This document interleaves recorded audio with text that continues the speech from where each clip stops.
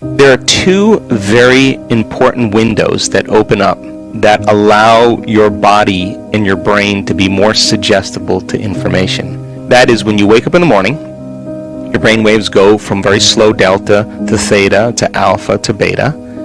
And when you go to bed at night, you go from beta to alpha, theta to delta. So you slide up the scale when you wake up, and you slide down the scale when you go to bed at night. And most people, when they go to bed at night, they just go from beta, boom, right down the delta. They fall very quickly. You can teach people then how to just sit and slow everything down and begin to visualize, begin to affirm, begin to change their thought, to begin to work with their body. And it seems, according to our research, that those changes can last. So what do most people do when they wake up in the morning? Your brain is a record of the past. It's an artifact, a memory bank of everything you've learned and experienced to this moment. So people wake up in the morning and they start thinking about their problems. And those problems are memories in the brain that are connected to certain people and certain things at certain times and places. So they wake up in the morning and they start thinking in the past. Now, the moment they start having those thoughts, every one of those experiences has an emotion associated with it. So when they start thinking about their problems, or the problems of the world, or the problems of their body, or whatever it is, problems at work, they all of a sudden start to feel the correlated emotion. So now their body's in the past. So now people then get caught up in an emotion. They reaffirm their identity. They could wake up in the morning and feel nothing at all. And then all of a sudden they say, well, wait a second, I got to get back to myself. So they start thinking about their problems, and here come the emotions, and they say, oh, now I feel like me again. So those emotions then begin to influence our thoughts. Like if you feel like a failure, you're going to think you're a failure. And when you think you're a failure, you're going to feel like a failure. And when you feel like a failure, you're going to think more thoughts equal to being a failure. And the cycle of thinking and feeling and feeling and thinking causes you to say, I am a failure. And the repetition of that process of thinking and feeling and feeling and thinking conditions the body to become the mind of that emotion. Now the emotion is stored in the body. Now the body's literally in the past. And the body, as the unconscious mind, doesn't know the difference between the actual experience that's creating the emotion and the emotion that you're creating by thought alone. Your body's believing it's in the same experience 24 hours a day, 7 days a week, 365 days a year. So then getting people out of the past is the work. So then they wake up in the morning after they reaffirm who they are, and they can't think greater than how they feel. They're in the familiar past. So if you're in the familiar past, you're going to do the things that reaffirm the emotions of your predictable future. So you wake up in the morning, you check your WhatsApp, you check your text, you check your Twitter, you tweet, you check your Facebook, you check your email, you check the news. Now you are really connected to everything that's known in your life. And then you run through a series of routine behaviors. You move around your house the same way you always do. You do all the same things. You go to the same grocery store. You buy the same food. You shop the same way. You do all these, you watch the same TV shows. And people do this for 10, 20, 30 years. Now, their body's on autopilot, and their body's dragging them into a predictable future based on what they did in the past. We could actually take their yesterday and lift it up and set it on their tomorrow, which means then they've lost their free will to a program. So now the familiar past and the predictable future is called the known. There's only one place that you have to train a person to be so that they're not in the known, they're in the unknown, and that's called the present moment. So people get very happy being unhappy because they would rather cling to their unhappiness than take a chance in possibility. So stepping into that river and beginning to make a new choice and understanding that that uncertainty, that unpredictability is the unknown. Now you're in that river of change, and it is the neurological, the biological, the chemical, hormonal, genetic death of the old self. People say to me, well, if there's uncertainty, I can't predict my future. And I always say the same thing. The best way to predict your future is to create it. Not in the known, right there. That uncertainty. You can learn now how to regulate your state. Instead of living in fear because the idea that things are going to get worse, the idea that you can't predict, the idea of being uncertain or can't control something actually sets off the stress response. So now you're in the unknown, and the survival gene is switched on. Of course, people are going out of the infinite possibilities that exist in the quantum field. They're going to select the worst scenario in their mind, right? So then what if you're in the unknown and you understand that, and now you can work back into that present moment and you say, what thoughts do I want to fire and wire in my brain, put my attention behind? What behaviors today, one day, what behaviors do I want to demonstrate? And the act of closing your eyes and mentally rehearsing who you're going to be when you open your eyes begins to install the neurological hardware in your brain to look like you've already done it. Now the brain is no longer a record of the past. Now it's a map to the future. So by rehearsing mentally and doing it over and over again, the hardware becomes a software program, and who knows, you just might start acting like a happy person. Well, there's no magic there. You install the circuitry. You may start thinking in more unlimited ways. You put those circuits in place. Now here's the tough part. Can you teach your body emotionally what that future is going to feel like before it's made manifest? That means you can't wait for your healing to feel gratitude and wholeness. You can't wait for your wealth to feel worthy and abundant. You can't wait for your new lover to feel love. That's the old model of reality of cause and effect. Waiting for something outside of us to take away our emptiness and pain that we feel inside of us. That's Newtonian cause and effect. The quantum model of reality is about causing an effect. That means the moment you start feeling worthy and abundant, you're generating wealth. The moment you're in love with yourself and you're in love with life, you create an equal. The moment you start feeling gratitude and wholeness, your healing actually starts to begin. So then the word meditation literally means to become familiar with. That's what that word means. So the biological model is you got to become familiar with your unconscious thoughts. You got to become aware of your unconscious habits and behaviors. You got to become so familiar with your emotional state, saying, oh my God, I've been feeling guilt for the last 10 years. I didn't know it was guilt. It just felt like me. So then as you begin to observe those states of mind and body, consciously you're no longer the program.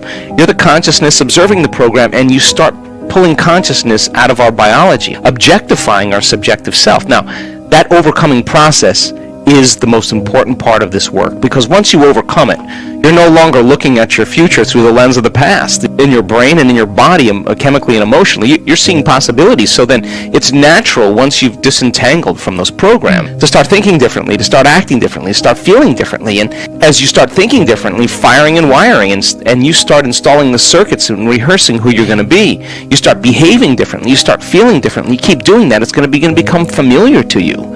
And over time, as you overcome those aspects of yourself, you're actually becoming somebody else. There's a becoming process that begins to take place, and some people do it very quickly. Other people, it just takes some time. But once you understand the formula, and once you understand what it all means, you start seeing people make some pretty big changes. And we just had a group of scientists study a bunch of our brain scans in Bond University in Australia. Thousands and thousands of brain scans. She called me up and she said, we have never seen a community of people have the ability to change their brain waves so quickly. Like 4 seconds, 5 seconds, in 9 seconds.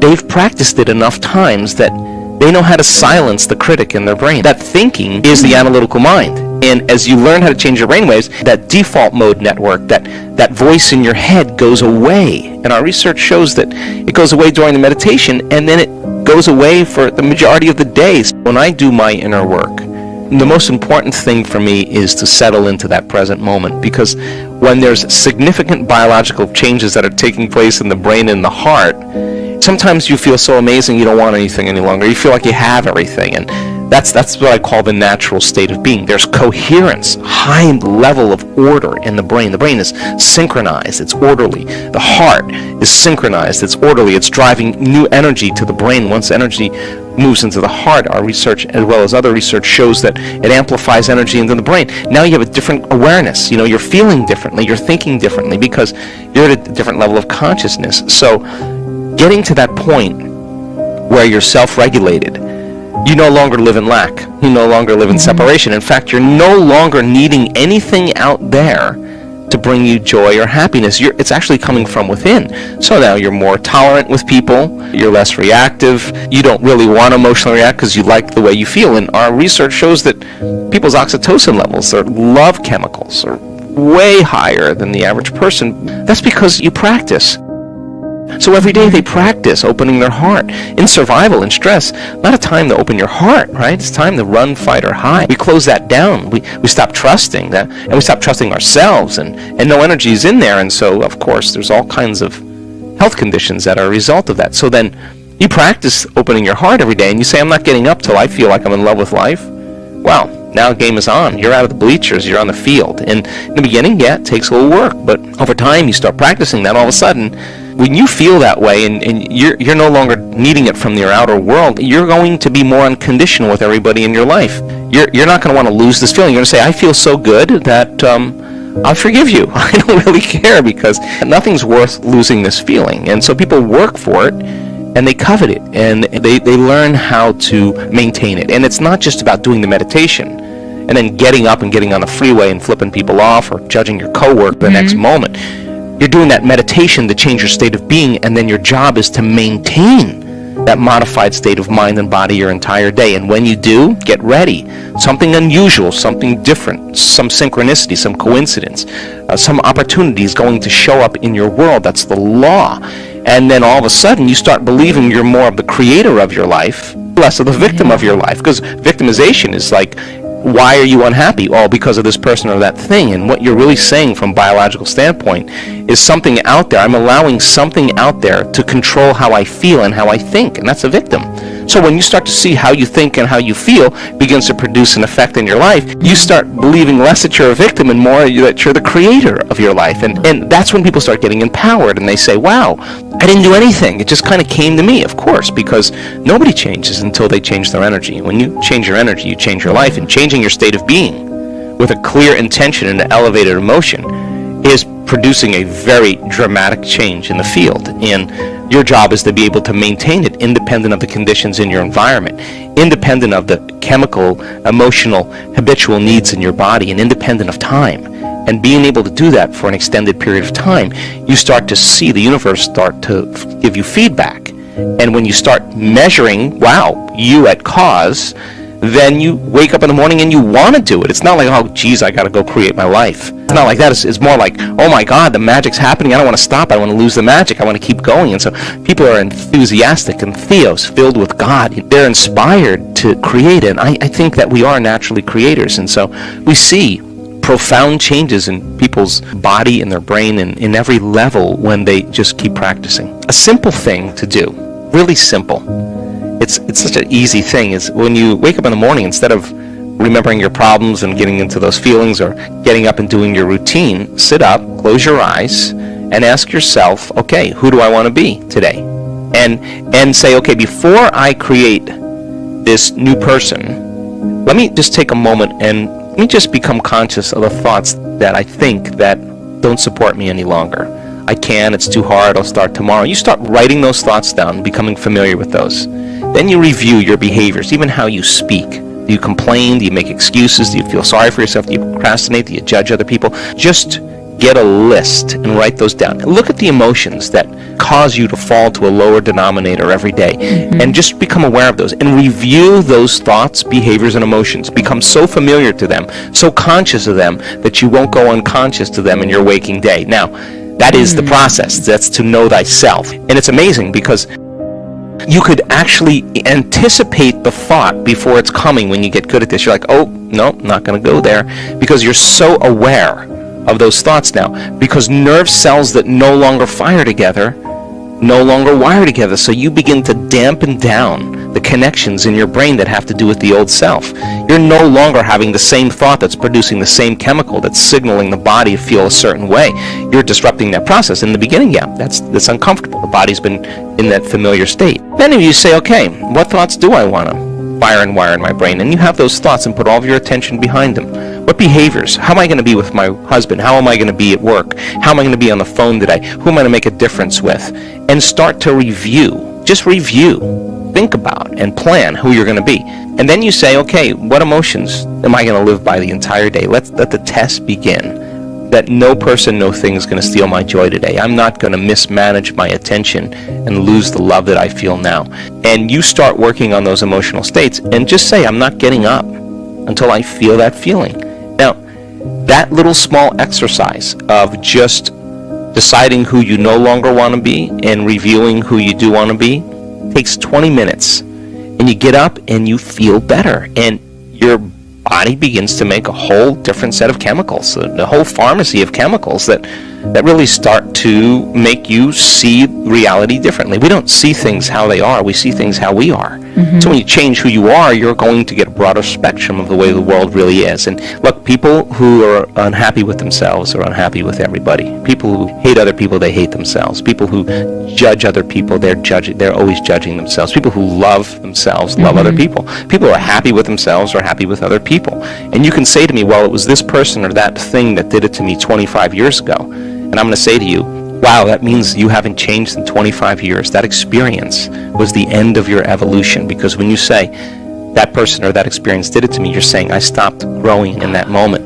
And the stronger the emotion you feel, the more altered you feel, the more you put your attention on that person. So then it makes total sense then. Latest research on memory says that 50% of what we talk about in our past isn't even the truth, that memory is creative. We make stuff up. That means people are reliving a miserable life that they never even had, just to reaffirm the fact that they're stuck in their past. And it's all because they want to condition their body. A conditioning process just requires a symbol, a thought, a stimulus, and a feeling.